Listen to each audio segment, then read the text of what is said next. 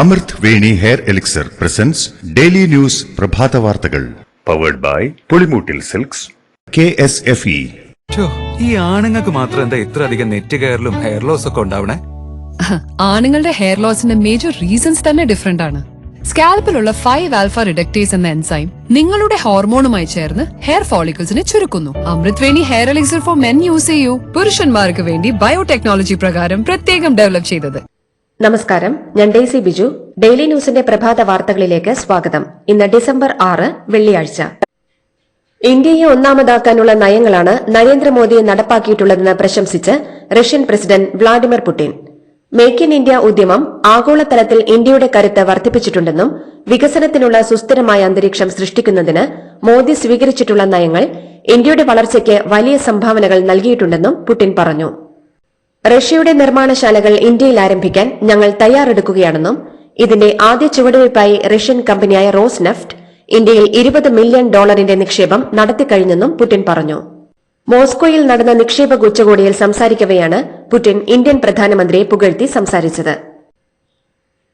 വയനാട് ദുരന്തത്തിൽ പൂർണ്ണമായി വീടുകൾ തകർന്നവരുടെയും അപകട മേഖലയിലുള്ള വാസയോഗ്യമല്ലാത്ത വീടുകളിൽ ഉള്ളവരുടെയും പുനരധിവാസം ഒരേ സമയം തന്നെ നടക്കുമെന്ന് റവന്യൂ മന്ത്രി കെ രാജൻ. വയനാട് പുനരധിവാസം സംബന്ധിച്ച സർക്കാർ ഉത്തരവിനെതിരെ വിമർശനമുയർന്ന സാഹചര്യത്തിലാണ് മന്ത്രി വിശദീകരണവുമായി എത്തിയത്. പുനരധിവാസം 2 ഘട്ടമെന്ന് പറഞ്ഞിട്ടുണ്ടെങ്കിലും പൂർണ്ണമായി വീടുകൾ തകർന്നവരെയും അപകട മേഖലയിലുള്ള വാസയോഗ്യമല്ലാത്ത വീടുകളിൽ ഉള്ളവരെയും 2 വിഭാഗങ്ങളായി കണ്ട് പട്ടിക മാത്രമാണ് ചെയ്യുന്നതെന്നും 2ഇടത്തെയും പുനരധിവാസം ഒരേ സമയം തന്നെ നടക്കുമെന്നും മന്ത്രി വിശദീകരിച്ചു.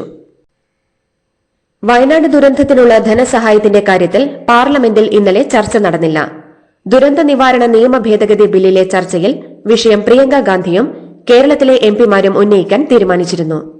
കേന്ദ്രമന്ത്രി അമിത്ഷായുടെ മറുപടിയും ഇക്കാര്യത്തിൽ പ്രതീക്ഷിച്ചിരുന്നു. എന്നാൽ ലോക്സഭാ ബഹളം കാരണം പിരിഞ്ഞതിനാൽ ബില്ല് ചർച്ചയ്ക്കെടുത്തില്ല. തിങ്കളാഴ്ച ഇക്കാര്യം ഇനി ഉന്നയിക്കാനാകുമെന്ന് എംപിമാർ പറഞ്ഞു. 9,000 പേർക്ക് ജോലി നൽകുമെന്ന് ഉറപ്പു നൽകിയ ഒരു സംരംഭമാണ് അട്ടിമറിക്കപ്പെടുന്നതെന്നും ആരുമായും ചർച്ച ചെയ്യാതെ സ്മാർട്ട് സിറ്റി പദ്ധതി അവസാനിപ്പിക്കാൻ മന്ത്രിസഭ തീരുമാനിച്ചത് വിചിത്രമായ നടപടിയാണെന്നും പ്രതിപക്ഷ നേതാവ് വി.ഡി. സതീശൻ. പദ്ധതി എന്തുകൊണ്ടാണ് പരാജയപ്പെട്ടതെന്ന് കേരളത്തിലെ ജനങ്ങളോട് പറയാനുള്ള ഉത്തരവാദിത്വം സർക്കാരിനുണ്ടെന്നും അദ്ദേഹം കൂട്ടിച്ചേർത്തു. ആലപ്പുഴ കളർകോടുണ്ടായ കാർ അപകടത്തിൽ ഒരു വിദ്യാർത്ഥി കൂടി മരിച്ചു. എടത്വ പള്ളിച്ചിറ സ്വദേശി ആൽവിൻ ജോർജാണ് മരിച്ചത്. അപകടത്തിൽ പരിക്കേറ്റ് ഗുരുതരാവസ്ഥയിൽ എറണാകുളത്തെ ആശുപത്രിയിൽ ചികിത്സയിലായിരുന്നു. ചികിത്സയിലിരിക്കെ ഇന്നലെ മരണത്തിന് കീഴടങ്ങുകയായിരുന്നു. ഇതോടെ കളർകോട് കാർ അപകടത്തിൽ മരിച്ചവരുടെ എണ്ണം 6 ആയി. കഴിഞ്ഞ തിങ്കളാഴ്ച രാത്രിയാണ് നാടിനെയാകെ നൊമ്പരത്തിലാഴ്ത്തിയ വാഹനാപകടം ഉണ്ടായത്. റോഡപകടങ്ങളിൽ മരണം സംഭവിക്കുന്നത് ഒഴിവാക്കുന്നതിന് നിലവിലുള്ള നിയമങ്ങൾ കാര്യക്ഷമമായി നടപ്പാക്കുന്നുണ്ടെന്ന് കേന്ദ്ര സംസ്ഥാന സർക്കാരുകൾ ഉറപ്പുവരുത്തണമെന്ന് K C. Venugopal MP. Alappuzha Kalarcode 5 medical വിദ്യാർത്ഥികൾ വാഹനാപകടത്തിൽ മരിച്ച സംഭവവുമായി ബന്ധപ്പെട്ട് പാർലമെന്റിൽ സംസാരിക്കുകയായിരുന്നു അദ്ദേഹം. പൂക്കോട് വെറ്ററിനറി സർവകലാശാലയിലെ സിദ്ധാർത്ഥന്റെ മരണവുമായി ബന്ധപ്പെട്ട് പ്രതികളായ വിദ്യാർത്ഥികളെ ഡീബാർ ചെയ്ത നടപടി ഹൈക്കോടതി റദ്ദാക്കി. വിദ്യാർത്ഥികൾക്കുള്ള 3 വർഷത്തെ അഡ്മിഷൻ വിലക്കും സിംഗിൾ ബെഞ്ച് റദ്ദാക്കി. പുതിയ അന്വേഷണം നടത്താൻ സർവകലാശാല ആന്റി റാഗിംഗ് സ്ക്വാഡിന് ഹൈക്കോടതി നിർദ്ദേശം നൽകി. അന്വേഷണം പൂർത്തിയാകുന്നതുവരെ പഠനം തുടരാൻ പ്രതികൾക്ക് അവസരം നൽകണമെന്നും 4 മാസത്തിനകം അന്വേഷണം പൂർത്തിയാക്കാനും സർവകലാശാലയ്ക്ക് നിർദ്ദേശം നൽകിയിട്ടുണ്ട്. മധു മുല്ലശ്ശേരിയെ ഏരിയ സെക്രട്ടറിയാക്കിയത് പാർട്ടിക്ക് പറ്റിയ ഏറ്റവും വലിയ അബദ്ധമാണെന്ന് CPM സംസ്ഥാന സെക്രട്ടറി MV ഗോവിന്ദൻ.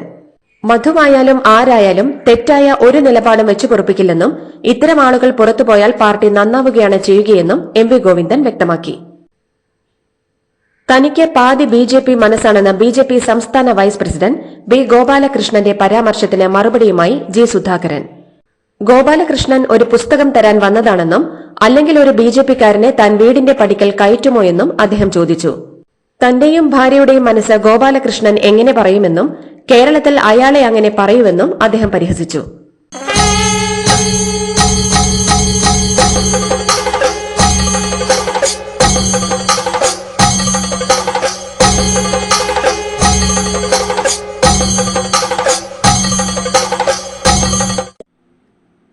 കൊടകര കുഴൽപ്പണ കേസിലെ അന്വേഷണം അവസാന ഘട്ടത്തിലാണെന്നും കുറ്റപത്രം ഉടൻ സമർപ്പിക്കുമെന്നും ഇഡി ഹൈക്കോടതിയെ അറിയിച്ചു.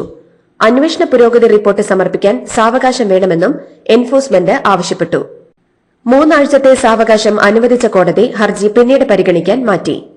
കുഴൽപ്പണ കവർച്ചാ കേസിലെ 51ാം സാക്ഷി സന്തോഷ് നൽകിയ ഹർജിയിൽ ED, ആദായ നികുതി വകുപ്പ്, തെരഞ്ഞെടുപ്പ് കമ്മീഷൻ എന്നിവരോട് സിംഗിൾ ബെഞ്ച് നേരത്തെ വിശദീകരണം തേടിയിരുന്നു. തിരുവനന്തപുരം വഞ്ചിയൂരിൽ CPMന്റെ പാളയം ഏരിയ കമ്മിറ്റി സമ്മേളനത്തിന് റോഡ് തടഞ്ഞ വേദി ഒരുക്കിയതുമായി ബന്ധപ്പെട്ട് കേസെടുത്ത പോലീസ്.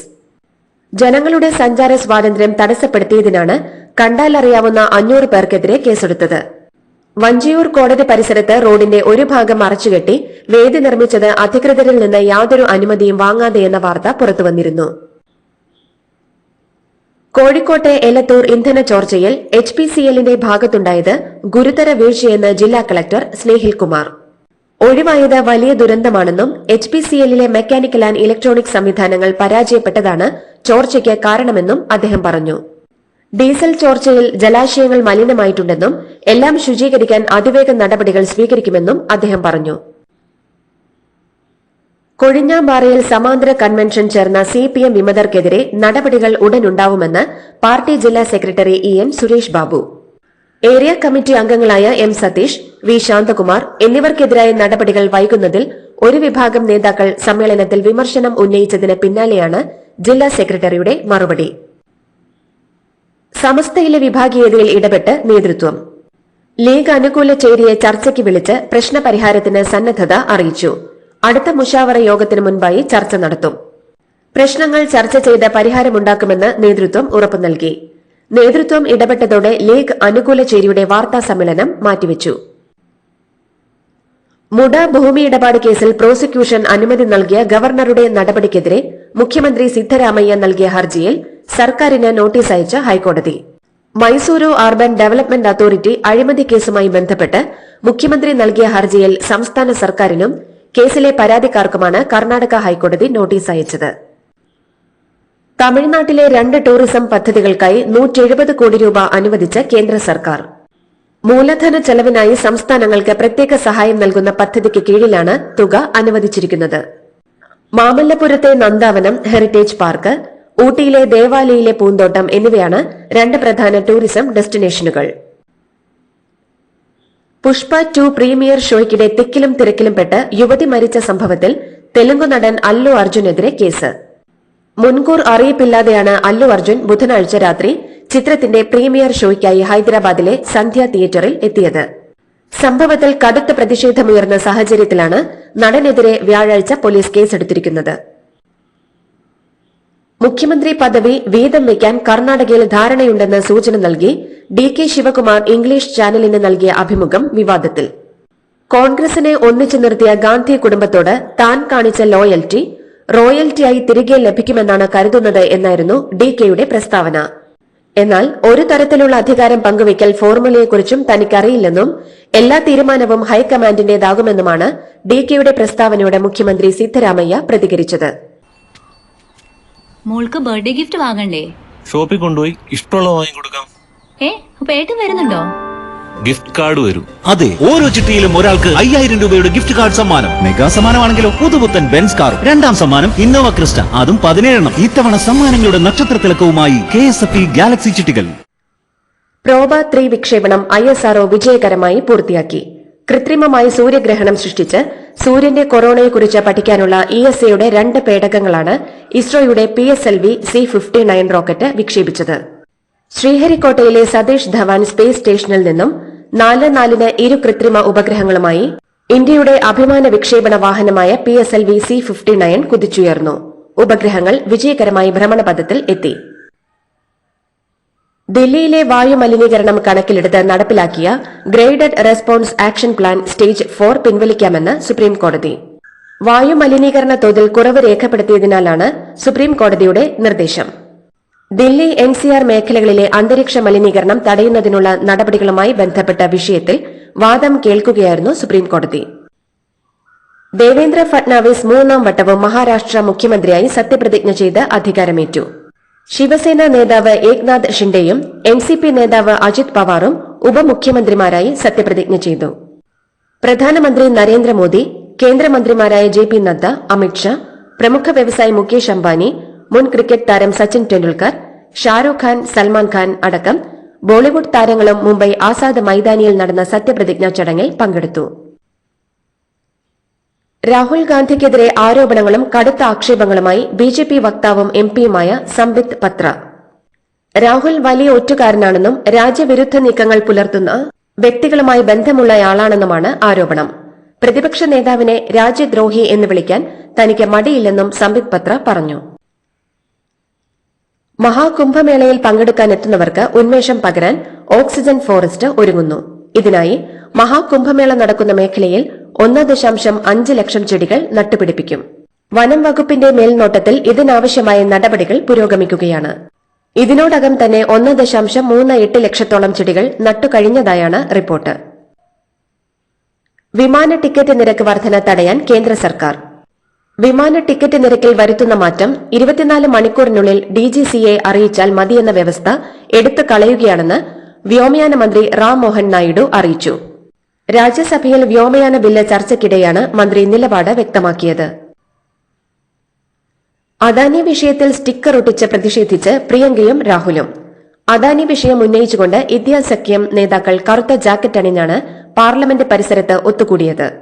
ജാക്കറ്റിന് പുറത്ത് മോദിയും അദാനിയും ഒന്ന്, അദാനി സുരക്ഷിതൻ എന്നെഴുതിയ സ്റ്റിക്കർ പതിപ്പിച്ചിട്ടുണ്ടായിരുന്നു. അദാനി അഴിമതി കേസിൽ പ്രധാനമന്ത്രിയും കൂട്ടരും ചോദ്യങ്ങളിൽ നിന്ന് ഓടി ഒളിക്കുന്നുവെന്ന് പ്രിയങ്ക ഗാന്ധി പറഞ്ഞു. അദാനി അഴിമതി പാർലമെന്റിൽ ചർച്ച ചെയ്യണമെന്ന് രാജ്യത്തെ ജനങ്ങൾ ആവശ്യപ്പെടുന്നുവെന്നും പ്രിയങ്ക പറഞ്ഞു. അമേരിക്കയിലെ വടക്കൻ കാലിഫോർണിയ തീരത്ത് റിക്ടർ സ്കെയിലിൽ 7 തീവ്രത രേഖപ്പെടുത്തിയ ശക്തമായ ഭൂചലനം. ഇന്ത്യൻ സമയം അർദ്ധരാത്രി 12:14ഓടെയായിരുന്നു ഭൂചലനം. പെട്രോളിയ, സ്കോട്ടിയ, കോബ് എന്നിവയുൾപ്പെടെ വിവിധ പ്രദേശങ്ങളിലും ശക്തമായ ഭൂചലനം രേഖപ്പെടുത്തി. യുഎസിലെ ദേശീയ സുനാമി കേന്ദ്രം സുനാമി മുന്നറിയിപ്പും നൽകിയിട്ടുണ്ട്. കാലിഫോർണിയ, ഒറിഗോൺ തീരപ്രദേശങ്ങളിലാണ് സുനാമി മുന്നറിയിപ്പ്.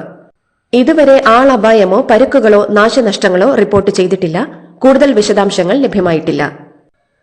ഇന്ത്യ ഓസ്ട്രേലിയ ടെസ്റ്റ് പരമ്പരയിലെ രണ്ടാമത്തെ മത്സരത്തിന് ഇന്ന് അഡ്ലെയ്ഡിൽ തുടക്കമാകും. പരമ്പരയിലെ ഏക ഡേ നൈറ്റ് ടെസ്റ്റാണ് ഇത്. ഡേ നൈറ്റ് മത്സരമായതിനാൽ ഇന്ത്യൻ സമയം രാവിലെ 9:30 അഡ്ലെയ്ഡ് ടെസ്റ്റ് ആരംഭിക്കുക.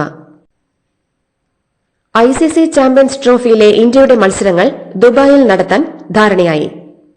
പാകിസ്ഥാനിൽ മത്സരിക്കാനില്ലെന്ന ഇന്ത്യൻ നിലപാട് അംഗീകരിച്ചാണ് ICC ബോർഡ് യോഗത്തിന്റെ തീരുമാനം. ICC ചെയർമാനായി സ്ഥാനമേറ്റെടുത്ത BCCI സെക്രട്ടറിയായ ജയ്ഷായുടെ നേതൃത്വത്തിൽ ചേർന്ന ബോർഡ് യോഗമാണ് ഹൈബ്രിഡ് മോഡലിൽ ചാമ്പ്യൻസ് ട്രോഫി ടൂർണമെന്റ് നടത്താൻ തീരുമാനിച്ചത്. ഇതോടുകൂടി ഡെയിലി ന്യൂസിന്റെ ഇന്നത്തെ പ്രഭാത വാർത്തകൾ സമാപിക്കുന്നു. ഡെയിലി ന്യൂസിന് വേണ്ടി വാർത്തകൾ വായിച്ചത് ഡെയ്സി ബിജു. ഡെയിലി ന്യൂസ് ലൈവ്.in വാർത്തകൾ വിരൽ തുമ്പിൽ.